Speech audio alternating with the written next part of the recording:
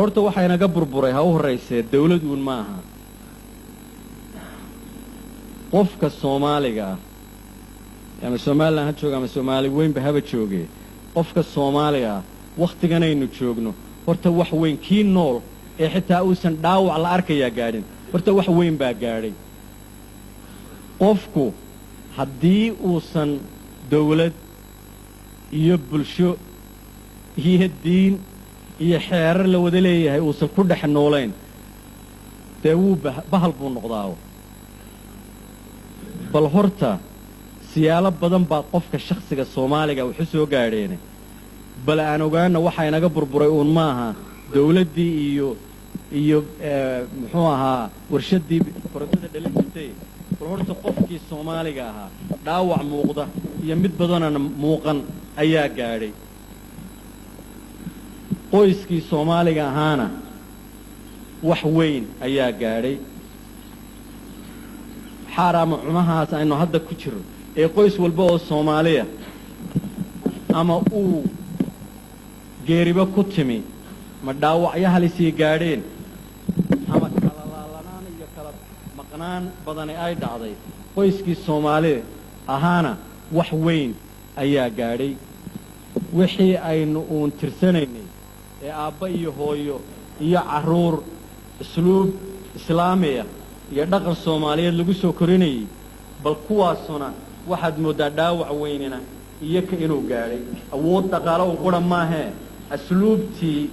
aynu caruurteena ku kursan jiray wax weyn dhaawac weyn yaa isna gaadhay bulshadii uun dadka Soomaalida ama dhulka Soomaaliland bulshadiina waxaad moodaa qudhadeedu inay cayn wareegtay bulshadii meesha uun ay ka soo meelaha ay ka soo baxayeen wixii shuruuca ama xeerara ama isxukunkeena meesha uunay ku soo ururayeen waa bulshadii bal bulshadeeniina si aada ayaa wuxu gaadheen qolyahan culimada ah dhaqaaliyahanka waayadan waxay aad isaga xil saaraan inay fahmaan warbal dawladahan yaryar ee Taiwan iyo Korea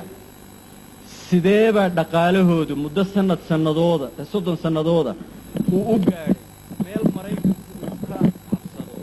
dhaqaalahooda awal waxa la oran jiray Japan iyo Germany iyo awoodaha ugu waaweyn ee dhaqaale haddii xagga lacagta adag laga eego waxa ugu waaweyn dalka yar jasiiradda yaryar ee Taiwan oo kale maanta qolyaha Yurub iyo Mareykan iyo adduunweynuhu marka la isku wato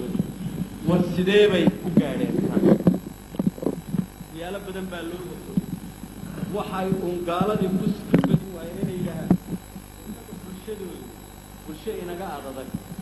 oo xagga discipline inaga fiican oo xagga ismaqalka inaga fiican oo xitaa haddii dimuqraadi ahayn oo aan dadku awood ku lahayn waxay keeneen soo hooyeen laba arrimood dhaqaalahoodiina inuu aad